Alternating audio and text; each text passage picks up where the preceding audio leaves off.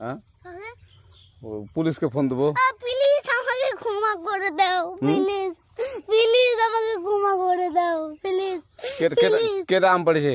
ওই ফারুককে ধরে নিয়ে আসেন, ও জিরাচ্ছে, আমি জিরাই নাই, প্লিজ। ওই আমটা তুল আমটা তুল। কোনটা আম? হ্যাঁ এই যে আম, আরে এই জাম,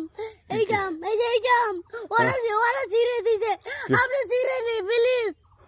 তো একটু দূরে দাঁড়া কি ওখানে দাঁড়া। হ্যাঁ এখন কি করছিস কয়া?